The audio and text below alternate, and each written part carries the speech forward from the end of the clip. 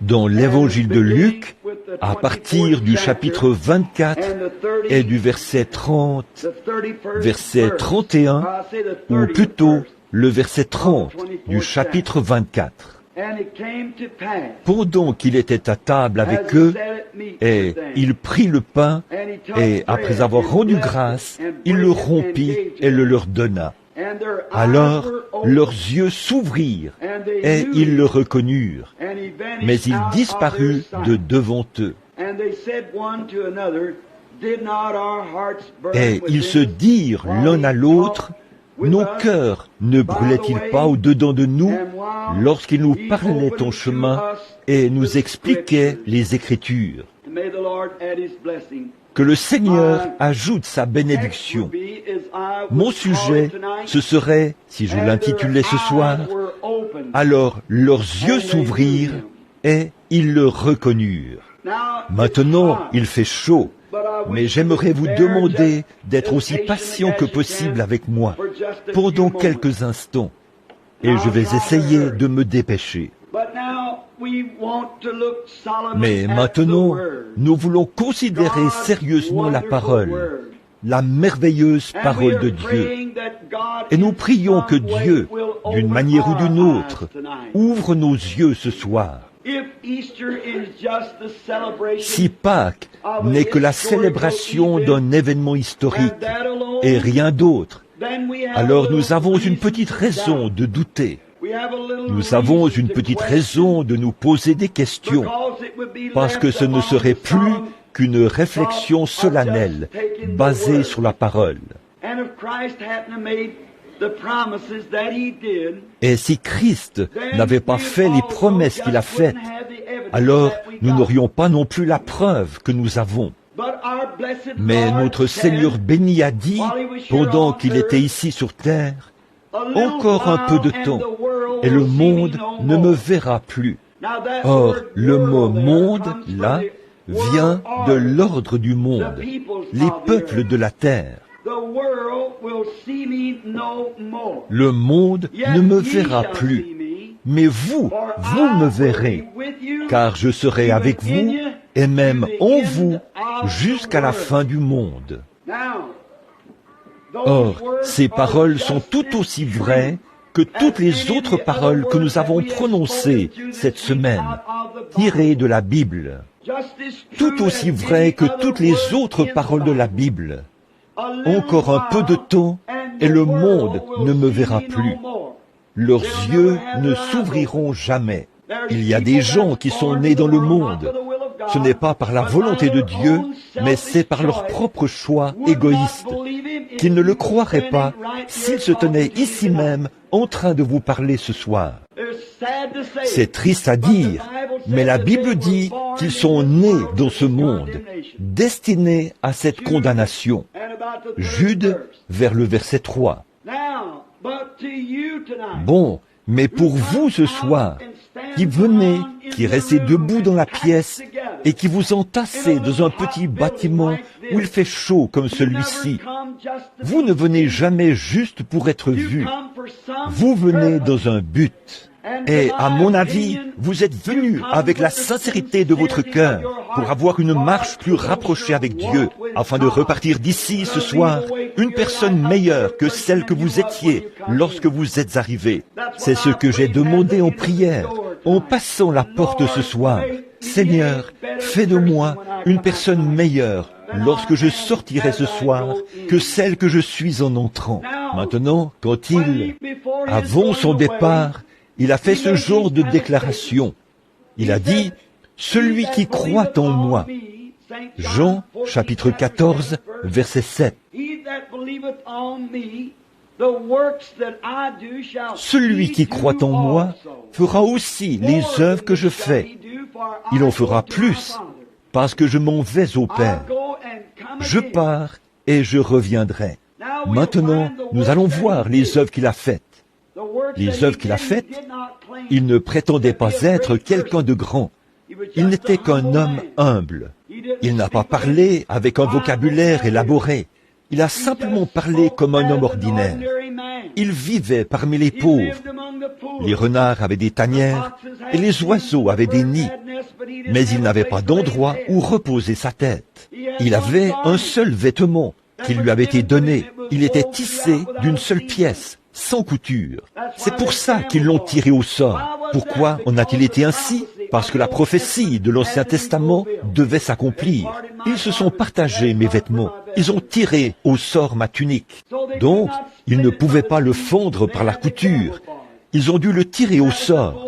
Et c'était pour accomplir la prophétie de l'Ancien Testament.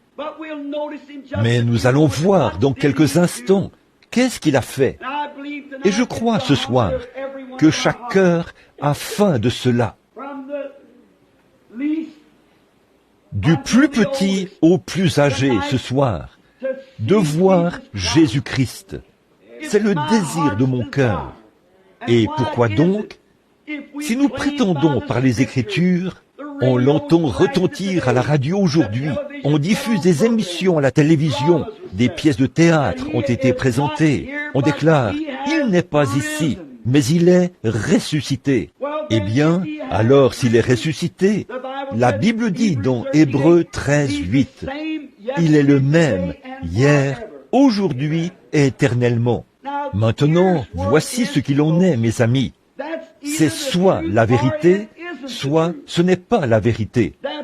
Or, si ce n'est pas la vérité, alors la Bible est fausse, et alors les paroles sont fausses. Et alors, nous sommes perdus. Il n'y a pas de résurrection des morts, et nous ne faisons que faire semblant de croire. Mais si c'est la vérité, alors elle doit se confirmer elle-même. Si vous dites que cette eau est mouillée et que je n'ai jamais vu d'eau auparavant, vous en versez sur moi, et si ce n'est pas mouillé, alors vos paroles sont fausses. Mais si vous en versez sur moi et que c'est mouillé, alors vos paroles sont vraies. Si Christ est le même hier, aujourd'hui et éternellement, alors la Bible est vraie. S'il n'est pas le même hier, aujourd'hui et éternellement, alors elle n'est pas vraie. Si les paroles de Dieu ne sont pas vraies, alors Christ n'est pas vrai. Alors, si les paroles de Dieu ne sont pas vraies, Dieu n'est pas vrai. Mais là, si la parole de Dieu est vraie, alors la Bible est vraie, Dieu est vrai, Christ est vrai. Et nous devrions être fidèles à la cause. Exact. Or, quand il était sur terre, il ne prétendait pas être un grand guérisseur. Combien savent que le Fils de Dieu n'a jamais prétendu être un guérisseur? C'est tout à fait exact. Il a dit, « Je ne peux rien faire de moi-même. Je ne fais que ce que je vois faire au Père. Ce n'est pas moi qui fais les œuvres, a-t-il dit. C'est le Père qui demeure en moi. C'est lui qui fait les œuvres. » Quel genre d'œuvres faisait-il? Nous voyons dans la Bible qu'un homme du nom de Philippe a été sauvé. Il est allé là-bas et est allé trouver un ami, Nathanaël. Tout là-bas, c'était un trajet de 50 kilomètres, de l'autre côté de la montagne. Il l'a amené à Jésus. Quand il l'a trouvé, il était sous un arbre, en train de prier. Et il a dit, « Viens voir qui nous avons trouvé, Jésus de Nazareth, le fils de Joseph. » Il a dit, « Peut-il sortir quelque chose de bon de Nazareth ?» Il a dit, « Viens voir. » C'est la meilleure preuve que je connaisse. Ne croyez pas quelqu'un d'autre sur parole. Venez, voyez par vous-même. Il a dit, viens voir. Et quand il est venu, Jésus se tenait dans la ligne, peut-être en train de prier pour les gens. Et quand Philippe et Nathanaël sont arrivés, Jésus a dit, voici un Israélite dans lequel il n'y a point de fraude. Il a dit, quand m'as-tu connu, Rabbi? Cela l'a étonné. D'où me connais-tu? Il a dit, avant que Philippe t'appelle, quand tu étais sous l'arbre, je t'ai vu à 50 kilomètres de là, à travers une montagne. Pourtant, je t'ai vu. Cela a montré qui il était. Il était le Dieu omniprésent. Pas seulement un prophète, mais Dieu lui-même manifesté dans la chair. C'est pour cette raison qu'il a pu donner sa vie et la reprendre. Un jour, une petite femme est venue puiser de l'eau et il lui a parlé et a dit, « Femme, donne-moi à boire. » Elle a dit, « Vous n'avez pas coutume, vous les Juifs, de nous demander ce genre de choses, à nous les Samaritains. Nous n'avons pas de relation entre nous. » Il a dit, « Mais si tu savais à qui tu parles, c'est toi qui me demanderais à boire. Je t'apporterai de l'eau qu'on ne vient pas puiser ici. » Et elle a dit, « Le puits est profond, Seigneur. Tu n'as rien pour puiser. Et où pourrais-tu trouver cette eau ?» Qu'est-ce qu'il était en train de faire? Il était en train de contacter son esprit. Et quand il a découvert quel était son problème, c'était qu'elle vivait dans l'adultère. Elle avait 5 maris et elle vivait avec son 6e. Et Jésus lui a dit, « Va chercher ton mari et viens ici. » Et elle a dit, « Je n'ai pas de mari. » Il a dit, « Non, tu en as eu 5, et celui avec lequel tu vis maintenant n'est pas le tien. » Alors, tu as eu raison de dire cela. Regardez maintenant, le Juif, quand Jésus accomplit ce miracle pour lui, ce Juif fervent, ce vrai, ce véritable Juif a dit, « Tu es le Fils de Dieu, le roi d'Israël. » Il savait que ces signes étaient censés accompagner le Messie. Et maintenant, voici une Samaritaine. Quand ce miracle était opéré pour elle, elle a dit, « Seigneur, je vois que tu es prophète. Nous savons que quand le Messie viendra, il nous dira ces choses. Mais qui es-tu » Il a dit, « Je le suis, moi qui te parle. » Elle a laissé sa cruche et s'est précipitée dans la ville et a dit, « Venez voir un homme qui m'a dit ce que j'ai fait. Ne serait-ce point le Messie ?» Certainement. Tout au long des Écritures, nous pourrions le voir, qu'il a accompli les choses que le Père lui montrait. La Bible dit dans Jean qu'on lui a demandé pourquoi il n'avait pas guéri tous ses infirmes. Et il a dit, « En vérité, je vous le dis. » Jean 5, 19. « En vérité, je vous le dis. Le Fils ne peut rien faire de lui-même. Mais ce qu'il voit faire au Père, le Fils le fait pareillement. Or, si Christ est ressuscité des morts, et qu'il est parmi nous aujourd'hui, et qu'il a promis que les mêmes choses qu'il avait faites, nous les ferions aussi, c'est soit la vérité, soit ce n'est pas la vérité. La Bible dit, il est le même hier, aujourd'hui et éternellement. Et mes amis, je suis vraiment heureux de savoir qu'aujourd'hui, je crois vraiment, de tout mon être, que Jésus-Christ est le Fils de Dieu. Il a été conçu et né par une naissance immaculée. Il a souffert sous Ponce Pilate. Il a été crucifié. Il est mort. Il est enseveli. Il est ressuscité le 3e jour. Il est monté au ciel. Et il est assis à la droite de sa majesté. Et le Saint-Esprit est ici, en train de poursuivre la même œuvre qu'il avait faite quand il était ici sur terre. Quelle belle pensée! Quel beau matin! Le premier matin de la résurrection, le premier Pâques qui s'est levé sur la terre. Vous rendez-vous compte que ce Pâques que nous célébrons, sa résurrection, ne fait qu'annoncer un glorieux Pâques à venir, l'heure où il descendra des cieux. Et tous ceux qui sont morts en Christ ressusciteront et partiront avec lui. Nous n'attendons que cela, ce grand Pâques qui vient.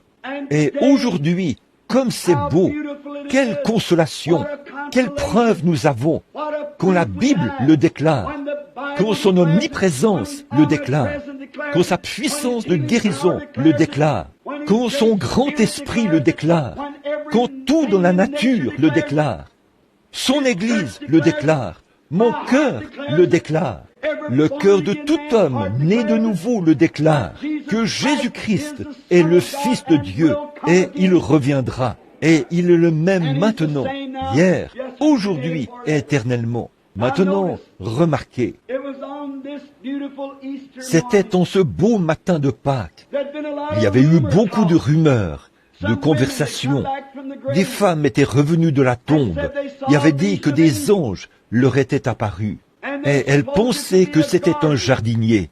C'était Marie, la mère, car elle a entendu une voix parler derrière elle, qui a dit, « Qui cherches-tu » Et quand il s'est retourné, elle s'est retournée et a dit, « Ils ont emporté mon Seigneur. Je ne sais pas où ils l'ont mis. Si tu le sais, dis-moi où il est, et j'irai le chercher. » Il s'est retourné et a dit, « Marie » et elle l'a regardé. Elle a dit, « Rabouni », ce qui veut dire « maître ». Il a dit, « Ne me touche pas, car je ne suis pas encore monté, mais je monterai vers votre Père et vers mon Père, vers mon Dieu et vers votre Dieu.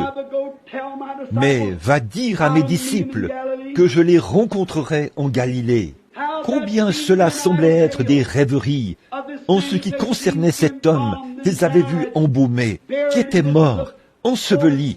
Et là, c'était le 4e jour, ou le 3e jour qu'il était mort.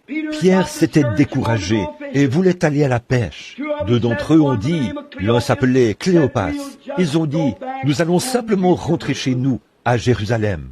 Et en chemin, ils marchaient ce matin-là, alors que Pierre, lui, avait pris sa ligne à pêche et était parti à la pêche. Ces deux-là étaient en chemin, tristes. Et alors qu'ils avançaient sur la route, ils disaient, « Eh bien, je suppose que la vie ne vaut pas la peine d'être vécue. Oh, nous croyons vraiment qu'il était le Messie. Comment cet homme qui a ressuscité les morts a-t-il pu se tenir là et laisser ce souverain sacrificateur se moquer de lui? Comment cet homme qui a eu vision après vision a-t-il pu laisser un soldat romain lui bander le visage avec un morceau d'étoffe, le frapper sur la tête et dire « Si tu es prophète, dis-nous qui t'a frappé ». Comment a-t-il pu implorer la miséricorde sur la croix, étant donné qu'il pouvait même ressusciter les morts? Oh, c'était un moment décourageant. Et ces temps de découragement arrivent pour chaque croyant, pour vous tester, pour vous éprouver et pour voir si vous croyez vraiment.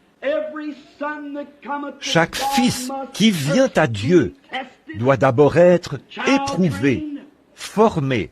Certains d'entre vous, ici ce soir, passeront sans doute par cette même épreuve. Si nous devions former une ligne de prière, je ne sais pas du tout qui a des cartes de prière. Personne d'autre ne le sait. On les a simplement battus, puis on vous les a distribués. J'appellerai un numéro au hasard, selon le numéro que j'aurai en tête à ce moment-là. Nous ne pouvons en avoir que quelques-uns à la fois. 2 ou 3 douzaines peut-être passeront dans la ligne de prière. Tous veulent venir. Vous penserez peut-être qu'il vous a laissé de côté, mais ce n'est pas le cas. Il vous éprouve, tout simplement, pour voir si vous allez vraiment croire en lui.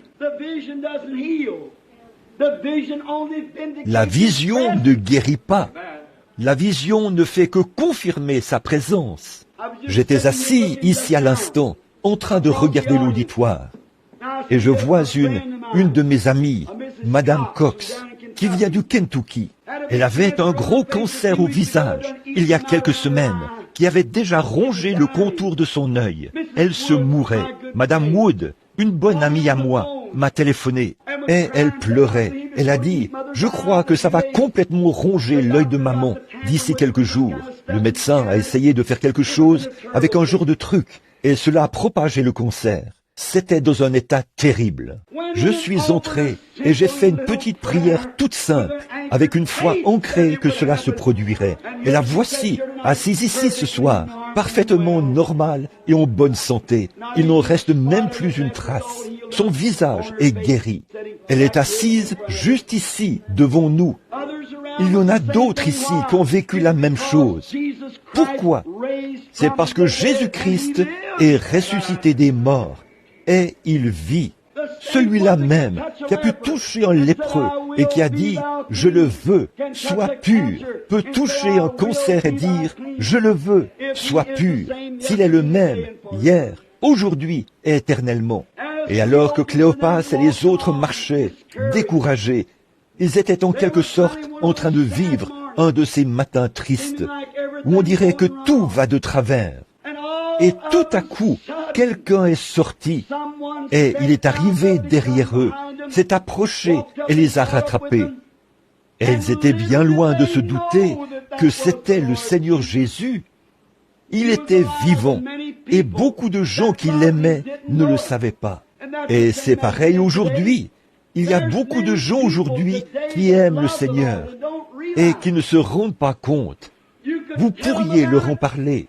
Et pourtant, ils ne peuvent pas reconnaître qu'il est vivant pour toujours ce soir, qu'il est ici dans cette église ce soir, qu'il est au milieu de nous et qu'il le sera jusqu'à ce qu'il vienne dans le corps physique. Je ne te délaisserai point et je ne t'abandonnerai point.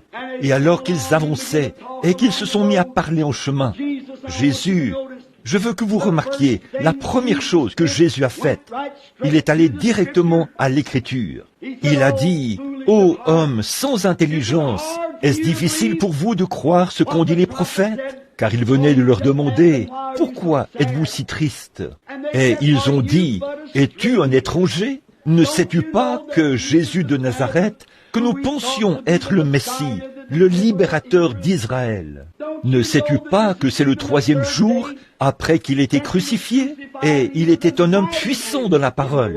Il était un puissant prophète, parce que Dieu a opéré par lui beaucoup de miracles et toutes ces choses. Et aujourd'hui, c'est le 3e jour. Et là, ils l'ont tué et l'ont enseveli, et il était dans la tombe. Et des femmes sont venues nous voir et nous ont dit qu'il était ressuscité des morts. Et nous savions que ce n'était que des rêveries. Alors nous sommes sur le chemin du retour. C'est à ce moment-là qu'il a commencé à ouvrir la parole. Oh, j'aime la parole éternelle de Dieu. Il a commencé à parcourir les Écritures, en commençant par Moïse. Il n'a jamais rien gardé caché. Il est allé directement à la parole. Tout homme envoyé de Dieu, peu m'importe qui il est, il s'en tiendra à la parole de Dieu. S'il ne le fait pas, il n'est pas un vrai serviteur de Dieu. Il est allé directement à la parole. Il a montré par la parole que Christ devait mourir, ressusciter et entrer dans sa gloire. Oh, quelle conversation ils ont dû avoir. J'aurais aimé avoir ces quelques heures de conversation avec lui. Pas vous, en chemin. Vous dites, eh bien, frère Branham, certainement que j'aurais aimé ça. J'aimerais pouvoir le faire. Eh bien, nous pouvons le faire tout de suite. C'est lui qui vous parle dans votre cœur. C'est simplement que vous ne reconnaissez pas cela. Maintenant, remarquez, alors qu'il était près de la ville, le soir approchait. Il a paru vouloir continuer son chemin. Il se peut qu'il fasse la même chose avec vous aussi. Il pourrait vous faire penser qu'il va continuer son chemin, mais il ne le fera pas. Il ne continuera pas son chemin. Il veut simplement que vous l'invitiez. Et ils lui ont dit, « Oh, le jour est sur son déclin.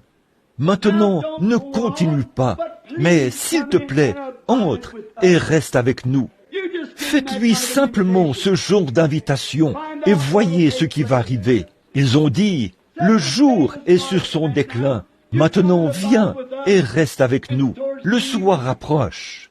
Alors, il s'est retourné et il est entré dans le petit restaurant, la petite auberge. En Europe, ils le font encore. Vous mangez et dormez et tout est payé en une seule facture, votre facture de l'hôtel. Et quand il est entré avec eux à l'intérieur, voici quelque chose de merveilleux. Tout au long de la journée, pendant qu'il parlait avec lui, il n'a jamais dit une seule chose. Pourtant, ils avaient marché avec lui et parlé avec lui auparavant, mais ils n'ont pas reconnu cela. Qui vous a empêché d'avoir cet accident l'autre jour? Qui a permis que ce bébé se rétablisse? Qui a payé cette facture d'épicerie pour vous? C'était lui, mais vous ne reconnaissez simplement pas cela. Qui vous a donné la santé, qui vous a permis de venir à l'église ce soir? C'est lui, mais vous ne reconnaissez pas cela.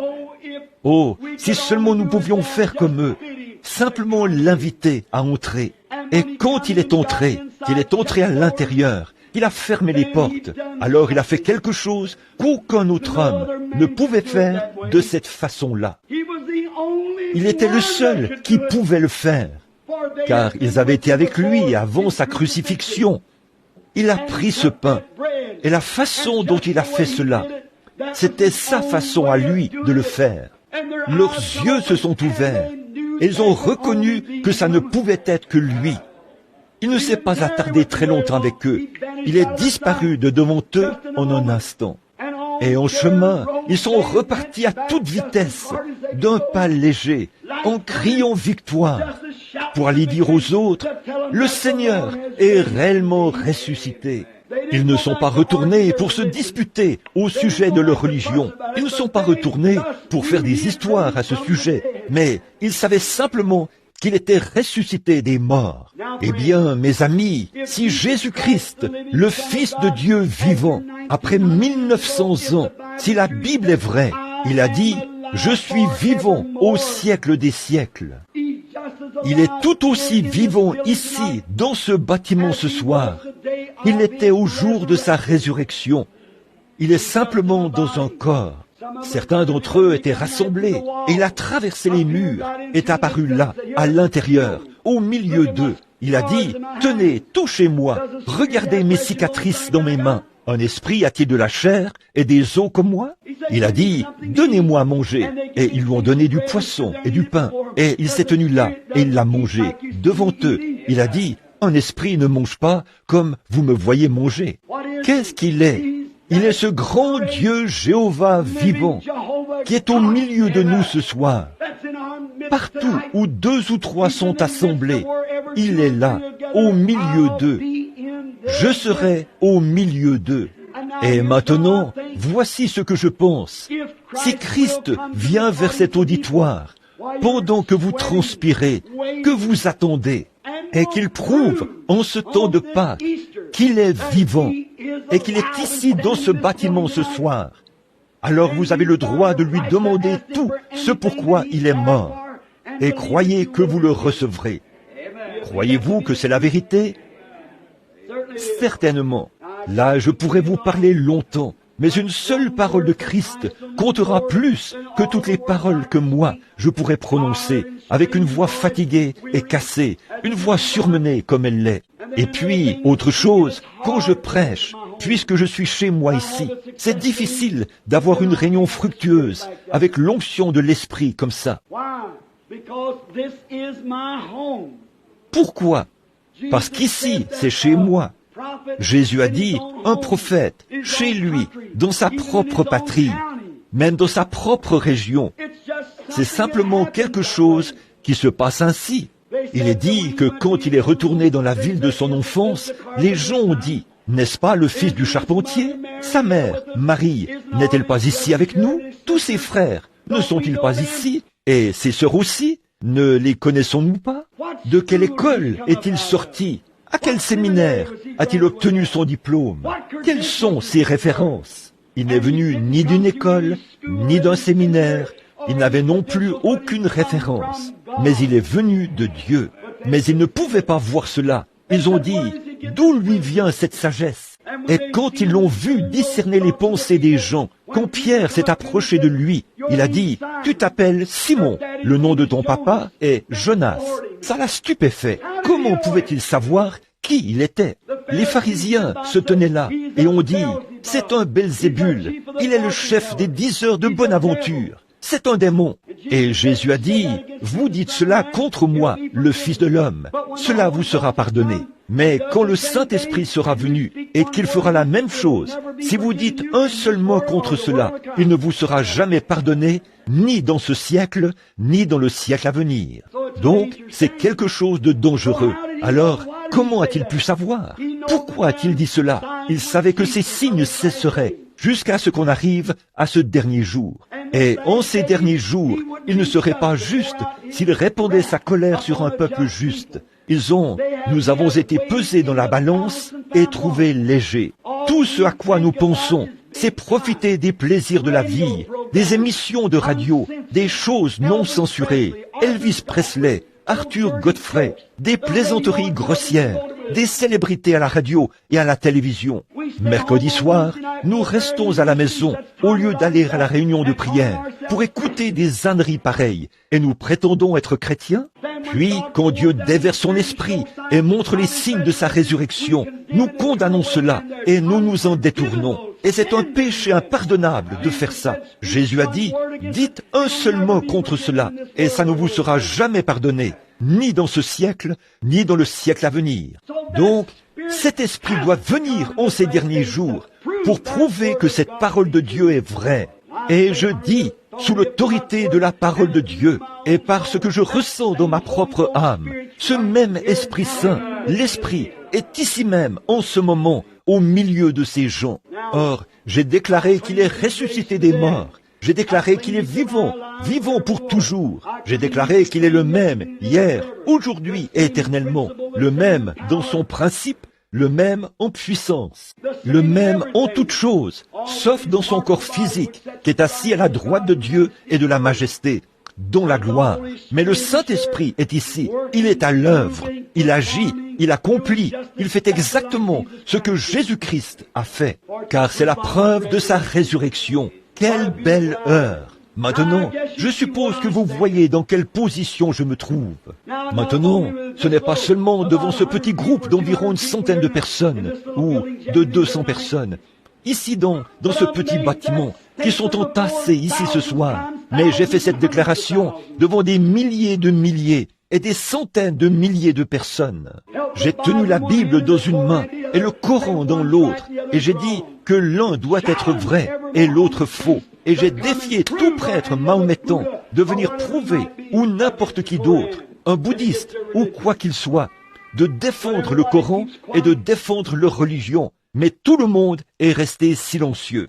Mais frère, la raison pour laquelle je fais cela, c'est parce que je sais que mon Rédempteur est vivant. Et il est la vérité. Jésus-Christ est vivant. Il est ici. Maintenant, je ne peux rien faire de moi-même. C'est un don de Dieu. Comment faites-vous cela? C'est simplement en s'abandonnant. Dans ce bâtiment, en ce moment, il y a beaucoup d'anges. Vous dites, est-ce conforme à l'Écriture? C'est la Bible. Je vais vous montrer. Combien y a-t-il de chrétiens ici? Levez la main. Très bien. Vous pouvez les baisser.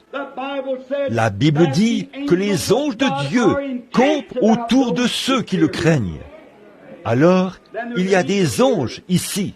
Aussi Christ a dit, là où 2 ou 3 sont assemblés en mon nom, je serai au milieu d'eux. Alors, il est ici. Tout ce qu'il y a, c'est que vous ne pouvez pas le voir, mais par la foi, nous croyons cela.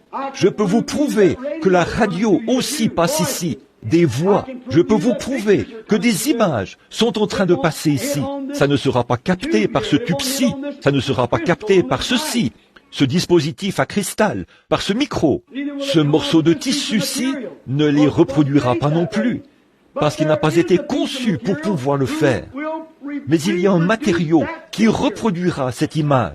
Et Dieu a établi des gens dans l'Église, premièrement des apôtres, ensuite des prophètes, des docteurs, des évangélistes et des pasteurs, tous pour le perfectionnement de l'Église. Comment pourrions-nous rejeter l'un et dire que l'autre n'existe pas? Dieu le fait lui-même. Il ne s'agit de rien d'autre que de s'abandonner au Saint-Esprit. Et à partir de là, le Saint-Esprit prend la relève. Et vous ne savez pas ce que vous faites. C'est l'œuvre souveraine du Saint-Esprit. Maintenant, mes amis, vous qui vivez ici, dans ma ville, et je veux dire ceci maintenant, avant de terminer ces réunions de réveil, un de ces jours, il ne restera même plus une seule cendre à Jeffersonville. Il n'en restera pas une seule à Charlestown. Il n'en restera pas une seule à Louisville. Ce monde est mûr pour le jugement. Ils ont maintenant une bombe à hydrogène que la Russie peut tirer de Moscou, la faire atterrir sur la 4e rue. Et chacune de ces fabriques de poudre, par ici, s'enfoncera 25 mètres sous terre, avec une seule bombe, sur un carré de 25 kilomètres de côté. Elle creusera un cratère profond de 45 mètres dans le sol. La main est sur la détente. L'horloge continue son tic-tac.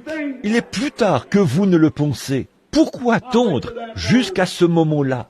Souvenez-vous, si cette tente où nous habitons sur la terre est détruite, nous en avons une qui nous attend. N'ayez pas peur des bombes à hydrogène, ni de rien d'autre. Tant que vous avez Christ dans votre cœur, c'est le meilleur abri anti-aérien que je connaisse. Il est fait de plumes. Sous ses ailes, vous demeurez. Alors, ne vous inquiétez pas de ces choses-là. Si vous êtes chrétien, Mais si vous n'êtes pas chrétien, vous êtes certainement dans une position terrible. Vous ne savez pas à quelle minute votre cœur va arrêter de battre. La Bible dit que les hommes mourraient dans les derniers jours de problèmes cardiaques. Le cœur des hommes qui défaille, la peur, la perplexité des temps, la détresse parmi les nations. Regardez cela, il y a 10 fois plus d'hommes qui meurent que de femmes. La Bible n'a jamais dit que le cœur des femmes défaillirait. Elle dit le cœur des hommes défaillirait. Tout à fait, parfaitement. L'autre jour, à Oakland, ma femme et moi étions là-bas, à San Francisco, quand ce grand tremblement de terre a frappé. Et là, la terre s'est mise à rugir et à tressaillir, au point où les bâtiments ont été secoués et les cheminées se sont détachées des maisons.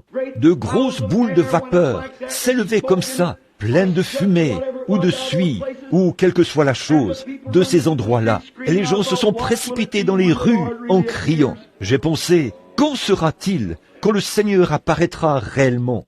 Les débits d'alcool, là, ils ont replacé leur alcool sur les étagères et ils le vendent. Les gens viennent l'acheter. Cet homme ne pourrait pas le vendre si personne ne l'achetait. C'est vrai. C'est nous qui sommes les coupables. Je vais vous dire, frère, je suis américain et j'aime mon pays. Mais cette vieille nation est pesée dans la balance et trouvée légère. Elle est en train de sombrer, aussi certain que je suis un ministre derrière cette estrade ce soir. Maintenant, je dis ça pour trouver grâce devant Dieu. Je le dis parce que Dieu me met à cœur de le dire. Et la meilleure chose à faire, c'est de vous préparer pour la venue du Seigneur. Maintenant, croyez en lui. Ayez foi en lui. Maintenant, tous les mots que je pourrais dire, je le répète, ne vaudraient rien en comparaison de ce que Jésus dirait. Mais vous rendez-vous compte de la position dans laquelle je me trouve avec ce groupe de gens ce soir? J'ai soit mal interprété quelque chose, soit j'ai dit la vérité. Maintenant, si Jésus-Christ est ressuscité des morts et qu'il a promis que nous ferions les mêmes choses que lui, et j'ai affirmé depuis ma tendre enfance, je n'avais pas 18 mois, je pense, mais en tout cas, je n'avais pas plus de 2 ans quand j'ai eu ma première vision. Ça a été ainsi toute ma vie. Les gens qui sont ici dans le tabernacle le savent. Pendant tout le temps que j'ai été ici, pas une seule fois ça n'a failli, et ça ne faillira jamais, parce que c'est Dieu. Cela a fait le tour du monde. Un grand réveil a été déclenché. Et maintenant, par la grâce de Dieu, j'en suis à mon 2e million d'âmes qui ont été gagnées au Seigneur Jésus lors de mes propres réunions. Le 2e million. C'est vrai. Et pensez un peu aux millions d'autres qui sont allés là. Oral Roberts, toutes ces étincelles qui ont été allumées à partir de cette chose et qui ont été à l'œuvre, des milliers de milliers, si bien qu'un grand réveil de la puissance de Dieu se produit partout dans le monde. Et le diable propage toutes sortes de faussetés pour neutraliser cela. Mais la vraie, la véritable parole de Dieu ira tout droit jusqu'au bout. Elle ne faillira jamais. Moi, l'Éternel, je l'ai plantée. Je l'arroserai jour et nuit, de peur qu'on ne la ravisse de ma main. Or, ce soir, j'affirme que Christ est ressuscité des morts. Il est le même, hier, aujourd'hui et éternellement. Maintenant, que le Seigneur vous bénisse. S'il le fait, alors vous, si vous croyez cela, que Dieu vous bénisse. Demandez-lui alors, quand il entrera en scène, si Christ apparaît ici sur cette estrade. Voici un défi. Si Jésus-Christ, le Fils de Dieu, apparaît ici même sur l'estrade et fait les mêmes choses qu'il a faites quand il était ici sur terre, croirez-vous en lui? Regardez-le sur le chemin d'Emmaüs, comme ces garçons ont rompu quand il a rompu ce pain. Il a fait là quelque chose qu'aucun autre homme ne pouvait faire. C'était quelque chose que seul Christ pouvait faire. Et ils ont reconnu cela. Maintenant, s'il veut bien faire la même chose ici que seul Christ peut faire, non pas quelque chose de faux, mais exactement la même chose qu'il avait faite, alors croyez-le, recevez-le, ayez foi en lui, aimez-le, servez-le. Je vais vous dire une chose, adhérer à une église ne suffit pas. Ça ne marchera pas. Il vous faut naître de nouveau. Il ne s'agit pas d'une excitation émotionnelle. Il ne s'agit pas d'un petit quelque chose que vous avez dit. Eh bien, j'ai poussé des cris, j'ai parlé en langue, j'ai fait ceci. Il ne s'agit pas de ça. Quand tout au fond de votre cœur, quelque chose vient vous changer et que vous devenez une nouvelle créature en Jésus-Christ. Vous recevez la personne, Jésus-Christ, quand les choses anciennes meurent et que les choses nouvelles naissent de nouveau. Vous redressez vos torts, vous aimez vos ennemis, vous priez pour ceux qui vous maltraitent. Ça, c'est quand vous êtes chrétien. On reconnaît l'arbre aux fruits qu'il porte. Que le Seigneur vous bénisse maintenant, alors que nous courbons la tête. Je vais demander à la sœur d'aller au piano et de jouer lentement. Le grand médecin est proche maintenant, le compatissant Jésus. Et vous qui êtes à l'extérieur, là, qui avez des cartes de prière, approchez-vous de la porte. Nous allons commencer dans un instant. Prions. Notre cher Père Céleste, oh, ma pauvre voix, j'ai parlé pendant 4 mois, ma voix est très fatiguée, mais je te prie de m'aider maintenant même. Ici, il y aura un autre événement important au Branham Tabernacle. Ici, il y aura un autre témoin qui se lèvera dans les derniers jours, au jour du jugement. Beaucoup sont debout à l'intérieur et à l'extérieur ce soir. Beaucoup d'entre eux se demandent, beaucoup se disent, est-ce vrai ou n'est-ce pas vrai? Ô Père éternel béni, nous te prions de manifester maintenant ton amour pour nous, en apparaissant ici et en rendant ta parole vraie. J'ai parlé de ta parole, comme tu l'as fait toi-même à Cléopas et son ami, en route vers Emmaüs. Et sur notre chemin, Seigneur, alors que nous faisons route, tu nous parles par ta parole. Et maintenant, viens parmi nous. Ô glorieux Christ, viens parmi nous. Prouve que tes paroles sont vraies et manifeste ton être ici ce soir. Et nous, pauvres créatures indignes, nous confessons que nous sommes pécheurs et que nous ne sommes pas dignes de ces choses, mais nous les croyons, Seigneur. Et par la grâce, nous l'acceptons par la foi que nous sommes sauvés et que nous sommes tes enfants. Bénis-nous maintenant, Seigneur. Je sais que ta parole est vraie quand tu as parlé du prophète dans sa propre ville, parmi les siens. Mais, Seigneur, je te prie, juste pour ce soir, de baisser le regard vers les gens et de te manifester une fois de plus, ici dans cette ville, par l'action du Saint-Esprit. Ô Dieu éternel, bénis-nous maintenant, alors que nous nous attendons à toi. Fais les choses que tu as faites avant ta crucifixion, et Jeffersonville n'aura pas la moindre raison de se plaindre. Mais nous savons qu'ils seront sans excuse ce jour-là, car tu t'es manifesté. Au nom de Jésus, je prie. Amen. Pas pour ça qu'elle veut que je prie. Non, ce n'est pas le cancer, car elle en est guérie. Mais elle veut que je prie pour un mal de dos dont elle souffre. C'est vrai. C'est un problème de dos, pas vrai? Maintenant, croyez-vous qu'il est ressuscité des morts? Maintenant, regardez bien. Si je lui parle un peu plus longtemps, peut-être que quelque chose d'autre sera dit. Je ne sais pas. Or, je ne savais pas du tout quel était votre problème. Je ne sais pas ce que c'était, voyez, mais c'est enregistré sur les magnétophones. Vous pouvez voir ce qu'il a dit.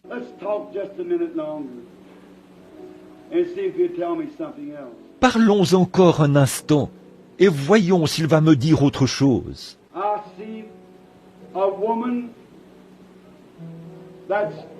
Je vois une femme qui a l'air d'être, en quelque sorte, c'est une autre femme, et elle prie pour elle. Et elle est dans une sorte d'institution ou d'hôpital. C'est un genre de... c'est un institut psychiatrique. C'est à Madison, dans l'Indiana. C'est une sœur pour qui vous voulez qu'on prie, qui est dans une institution. Et si vous croyez de tout votre cœur et de tout votre être, Dieu donnera la délivrance et il guérira votre dos et vous rétablira. Vous croyez cela maintenant? Très bien. Avancez-vous ici.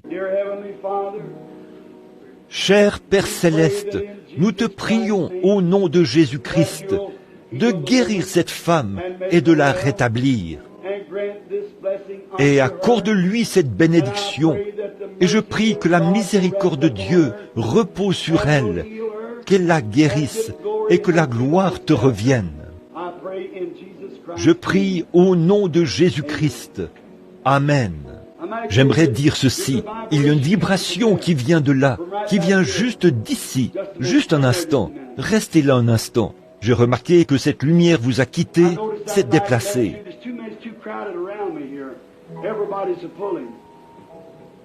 Ils sont nombreux. Il y a trop de monde autour de moi. Tout le monde tire. Mais je la vois se déplacer vers vous. C'est quelqu'un qui, vous aurez bientôt une opération pour un problème gynécologique. C'est vrai, j'ai vu apparaître 2 ou 3 personnes. Et la lumière s'est déplacée là-bas au fond et a frappé cette personne qui se tient juste là, au fond. Ce sont eux qui prient pour ça. Voyez, c'est vrai. Et vous avez, c'est l'état d'une dame qui subira une opération pour un problème gynécologique. C'est vrai. Maintenant, allez et recevez votre guérison. Et le Seigneur Dieu vous a rétabli. Amen. Voudriez-vous venir? La dame, croyez-vous au Seigneur Jésus? Croyez-vous qu'il est ressuscité des morts? Or, quant à vous connaître, je ne vous connais pas. Je vous ai peut-être vu si vous venez de la région ici. Je ne sais pas. Les gens vont et viennent. Je ne suis pas ici assez souvent dans ce tabernacle pour savoir. Mais vous, vous êtes de la ville? Vous êtes de la ville. Très bien. Alors, mais je ne vous connais pas. Mais Christ vous connaît. Mais s'il me révèle, alors que nous nous tenons ici, la raison pour laquelle vous êtes ici, croirez-vous cela et l'accepterez-vous? Et vous savez que je ne sais pas pourquoi vous êtes ici. Je n'en ai aucune idée. La seule chose, c'est que vous m'avez peut-être vu en ville, ou quelque chose, ou quelque chose. Je ne sais pas.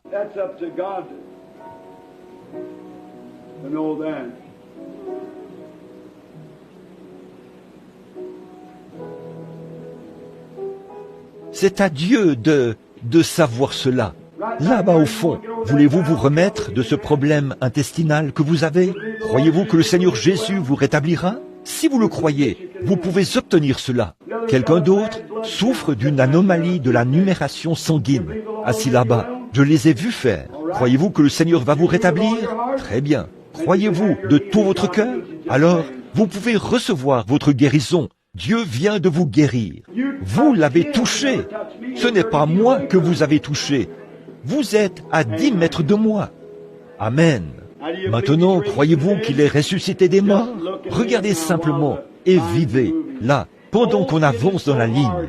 Oh, c'est tellement difficile ici à Jeffersonville. Voyez, et une foule comme celle-ci tout autour de soi, tout le monde. Une fois, Jésus a pris un homme par la main et l'a conduit hors de la ville.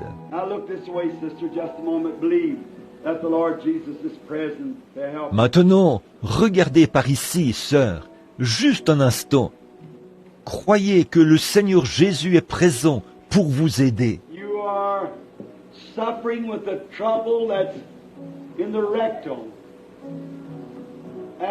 Vous souffrez d'un problème rectal et un médecin vous a examiné et il vous a dit que c'était les hémorroïdes. Je vous vois aussi essayer de vous déplacer dans la maison et vous avancez très lentement. Vous souffrez d'arthrite. C'est ainsi dit le Seigneur. Le médecin a dit qu'il fallait vous opérer. C'est tout à fait vrai. Et je l'ai vu signer cette petite carte-là, dans son bureau. Rebecca Baker, 509 rue Graham. C'est tout à fait vrai. C'est dans son bureau, inscrit sur le rapport. C'est vrai. Croyez-vous? Alors vous pouvez recevoir votre guérison. Au nom du Seigneur Jésus-Christ, que cette femme reçoive sa guérison. Amen. Que Dieu vous bénisse, madame. Allez, en croyons maintenant. Ayez foi en Dieu. Si seulement vous pouviez être conscient de la présence du Seigneur. Maintenant, la dame qui se tient ici, afin que vous, je ne vous connais pas, pour autant que je sache, vous ne me connaissez pas, et je ne vous connais pas. Pas vrai? Très bien. Alors vous êtes quelqu'un qui ne me connaît pas, et je ne les connais pas, et je ne connaissais pas l'autre dame. Mais cette dame m'est totalement inconnue, pour autant que je sache. Si c'est vrai, levez la main, madame. C'est la toute première fois que nous nous rencontrons. Voici une femme et un homme. C'est une très belle image de Jean 4, où une femme et un homme se sont rencontrés. La femme était une Samaritaine. Jésus était un Juif. Et ils se sont mis à parler ensemble. Et Jésus a révélé les secrets de son cœur et lui a fait savoir quel était son problème. Or, s'il est le même Jésus aujourd'hui, il peut faire la même œuvre aujourd'hui.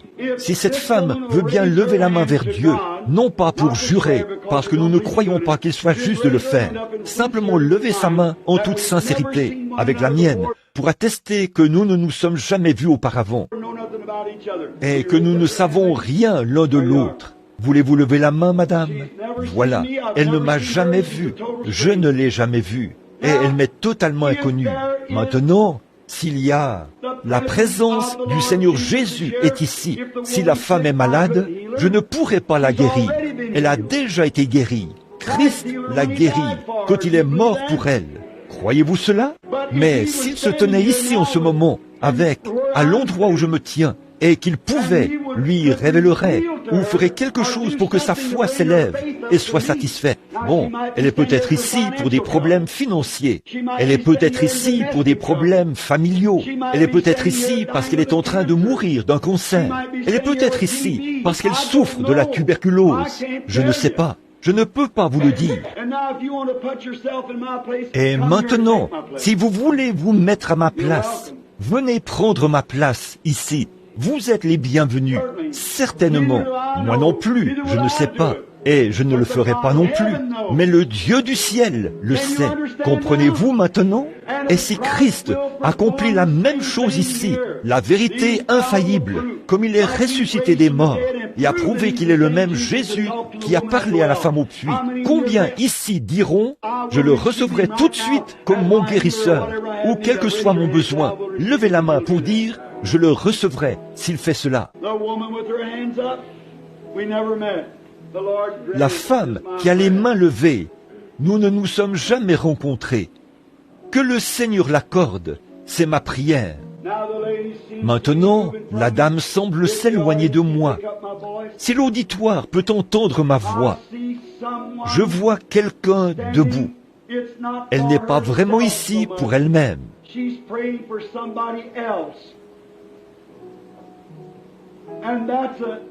Elle prie pour quelqu'un d'autre.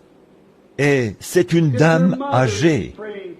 C'est pour sa mère qu'elle prie. C'est vrai. Elle a de petites crises cardiaques. Quelque chose comme des palpitations cardiaques. Elle ne peut pas dormir la nuit. N'est-ce pas vrai? Levez la main si c'est vrai. Et cette dame n'est pas de cette région-ci. Cette dame vient de loin. Cette dame vient de la Géorgie. C'est tout à fait vrai. Et vous venez de la Géorgie. Et vous voulez aussi qu'on prie pour vos yeux. Vous êtes en train de devenir aveugle. Et c'est vrai. Croyez-vous que Dieu vous rétablira? Si c'est vrai, levez la main. Très bien. Maintenant, croyez-vous? Ayez foi en Dieu maintenant, pendant que je prie pour elle. Vous qui êtes dans la salle, priez pour vous-même et croyez Dieu. Il est ici, omniprésent. Venez ici, sœur. Ô Sauveur béni, je te prie, au nom de Christ, d'accorder à cette femme son désir. Puisse la puissance du Dieu Tout-Puissant reposer sur elle, qu'elle soit guérie et qu'elle reçoive ce qu'elle a demandé. Je prie pour cette bénédiction au nom de Jésus. Amen. Maintenant, allez, réjouissez-vous et soyez heureuses. Et sœurs, croyez et soyez rétablies. Très bien. Je n'en suis pas sûr, mais je crois que je connais cette femme. Je crois que vous êtes de Georgetown, parce que je suis... N'êtes-vous pas parente avec frère Argenbright? Bien sûr, cette onction-là, c'est différent. Vous vous rendez compte qu'il y a une différence en ce moment. Quand je vous parle ailleurs, en ce moment, c'est différent. Vous ressentez quelque chose comme une sensation très agréable.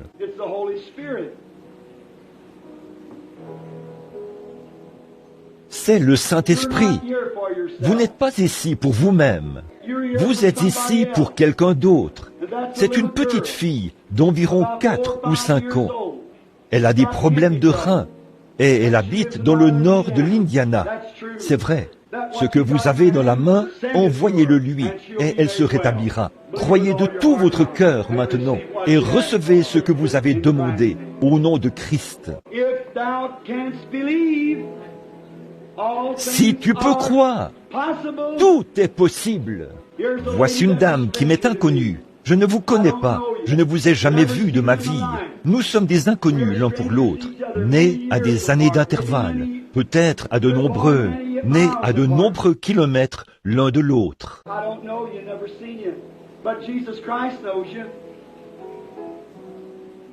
Je ne vous connais pas, je ne vous ai jamais vu, mais Jésus-Christ vous connaît.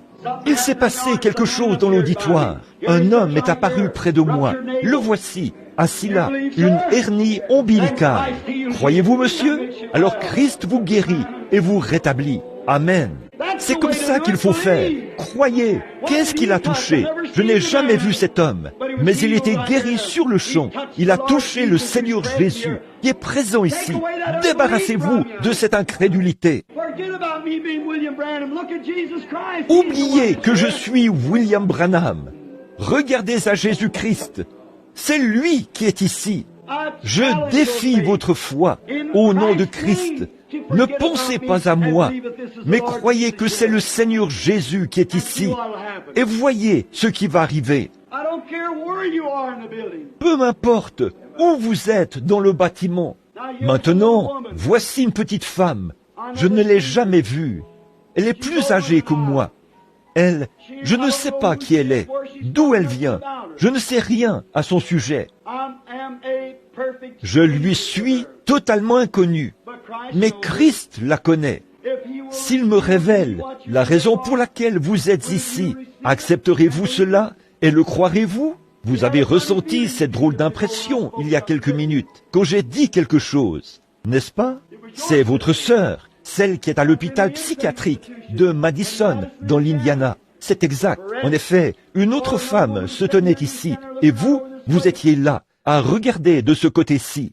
Et quand vous vous êtes avancé ici, vous croyez la vision. C'est tout à fait vrai. C'est ce qui a produit cela. Et la raison pour laquelle vous êtes ici ce soir, c'est parce que vous avez un problème cardiaque. Vous venez de faire une crise cardiaque. C'est tout à fait vrai. Et je vois maintenant, en regardant dans une vision, cette région vallonnée.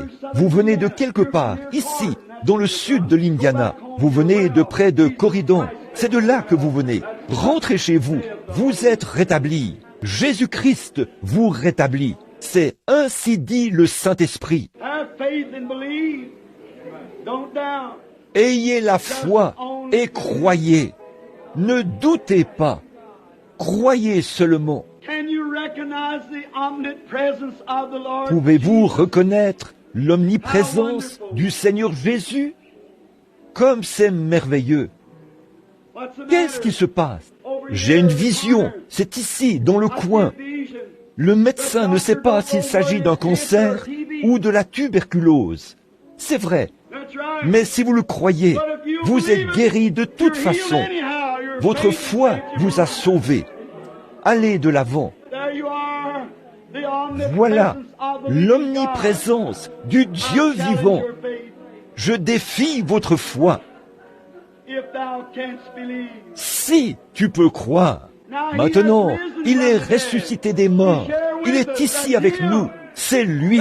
Ce sont les choses mêmes qu'il a faites quand il était ici sur terre.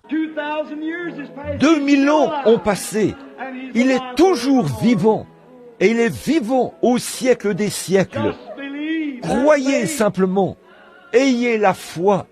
Je ne vous connais pas, madame. Je ne vous ai jamais vu de ma vie.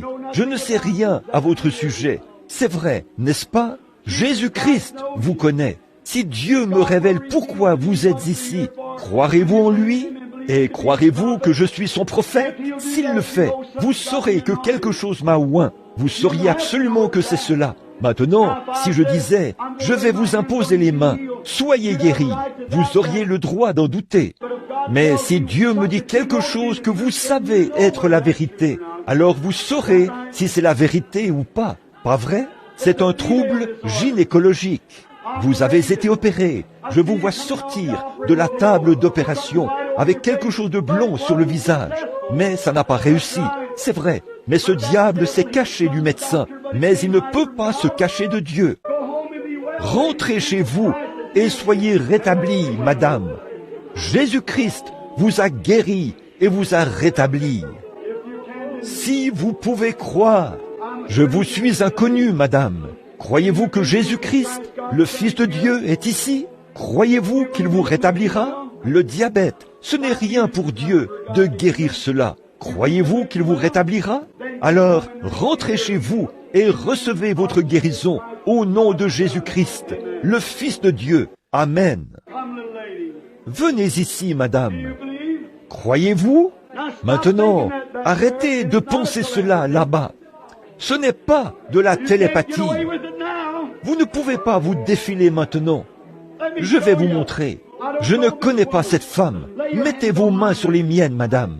Si Dieu me révèle quel est votre problème, comme je regarde par ici, vous savez que je ne lis pas dans vos pensées. Si Dieu me révèle quel est votre problème, croirez-vous que Jésus-Christ est le Fils de Dieu et que je suis son serviteur? Si vous le croirez, levez la main. Vous avez un problème gynécologique, un problème féminin. C'est vrai. Vous aviez cela. Vous ne l'avez pas maintenant. Vous êtes guéri. Continuez votre chemin. Réjouissez-vous et soyez dans l'allégresse.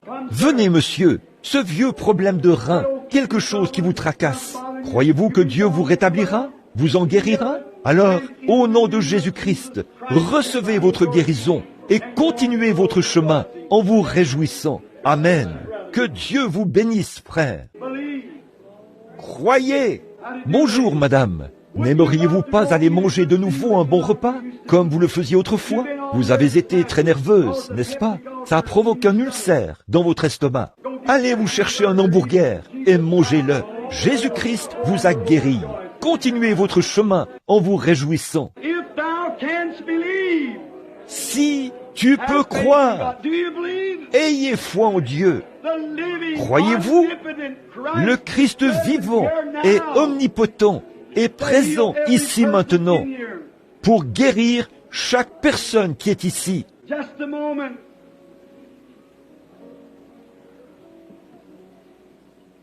Juste un instant. Tout au bout de la rangée, assis juste là, il y a un jeune homme assis là. Ta foi est plus grande que tu ne le pensais, fiston. Tu avais un problème cardiaque, n'est-ce pas? Si c'est vrai, lève-toi. Jésus-Christ t'a guéri, fiston. Tu es rétabli. Continue ton chemin et sois en bonne santé. Croyez-vous en lui? Ayez foi en Dieu. Voici un homme que je ne connais pas. Nous sommes des inconnus l'un pour l'autre. Je crois que cet homme a été baptisé ce matin, mais je ne vous connais pas. Je n'ai aucune idée qui vous êtes. N'est-ce pas vrai? Si Jésus-Christ me révèle pourquoi vous êtes ici, accepterez-vous cela?